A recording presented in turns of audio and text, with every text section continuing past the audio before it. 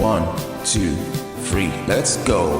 Wednesday afternoon, hoping you will tune into our show. It appealed to my young mind, and I actually believed it. I actually believed it as a kid. I thought it was real.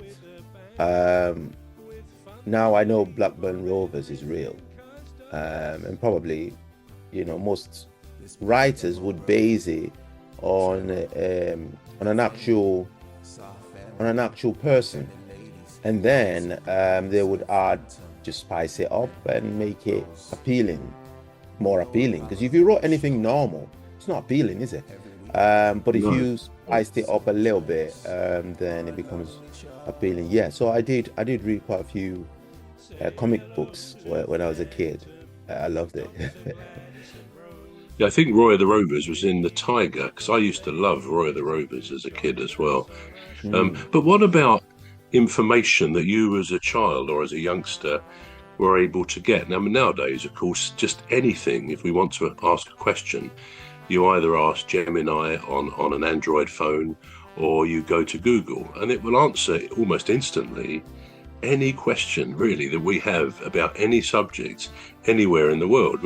So today, people and children as well have got that access to so much information. So if there's things they're not sure about or they're worried about, they can look it up and hopefully reassure themselves. Now, you and I certainly never had that. I mean, I suppose home computers 25, 30 years ago, they started, so not everybody had one, even well into the 2000s. Mobile phones, similarly, really 25 years ago, relatively few people had them. So the world culturally has changed in those ways. But when you were a child, did you think through school and your parents' relations or whatever, your friends, did you gain the knowledge of or the answers to the questions that you would have had as a child? The things we all think about when we're growing up, things that worry us, frighten us, or we're just intrigued about. You may have had a relationship with your parents where you could ask them anything. Some people don't have that. So what was your situation? Do you feel you were given enough information? Or as you got older, did you sort of glean the information you wanted to know as you went along? I sort of learned most of the things that I wasn't a bright kid, as you can imagine. You're being modest, Cuz. You're being modest, I'm sure. No, I wasn't a bright kid. I used to ask really dumb questions. I remember in school, I overheard some kids talking about, the birds and the bees, and they were talking about, how mom and dad would, go about procreating. And I was shocked. I was genuinely shocked. They were laughing at me. Do you mean you don't know? I don't know. They're like, you didn't know that they had to, have intercourse for a baby to come into the world? I said no. And then they asked me this stupid question: where did you think babies come from? I said, I genuinely did not know. And then my self-confidence, I was bright academically, but it was just school, what you're taught in school, maths, English, I was bright in that sense. But I wasn't streetwise. I wasn't bright as to what was going on anywhere outside the school or the religious setting. So that was just what I was. I knew about Jesus Christ. I knew about the Bible. I knew about how. 1, 2, 3, let's go. Wednesday afternoon, hoping you will tune into our show. It's hosted by Cuz. He'll introduce the gang who'll make the show go with a bang. With fun. The Bible. I knew about how humans came to be. So I knew everything about that. And I was good in school. I was getting good grades. But any other thing, I just didn't know. Actually, I believed.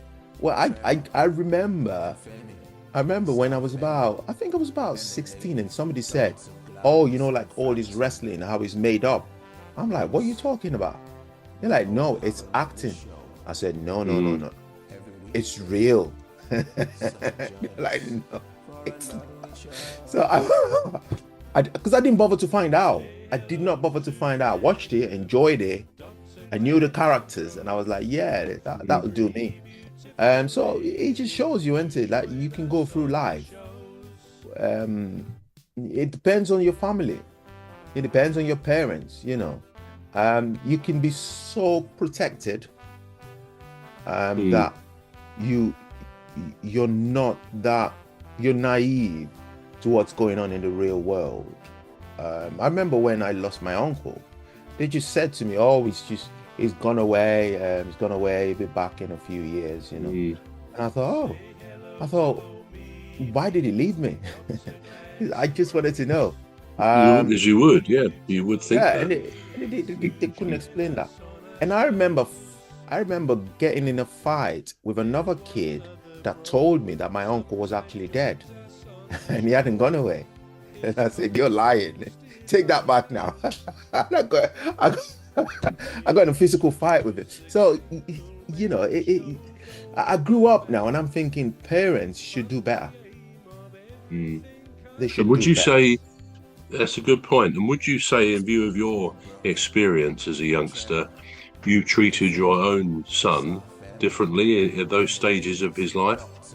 Are you treating him differently, giving him more knowledge? I am treating him differently because he asked me a question and I'm a bit okay. So when he was 6, he would ask me about God. Who was God? Where is he? And stuff like that.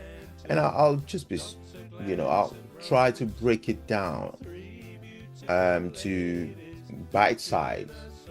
Bite size is the information that I feed him. I just say to him, "Well, God is up there and he cares about you and he loves us." And that was all he needed to know. And I told him what God's name was.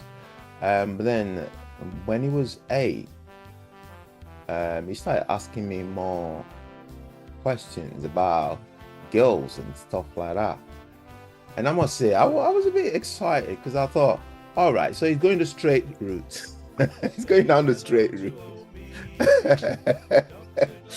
So, and Well, that's good.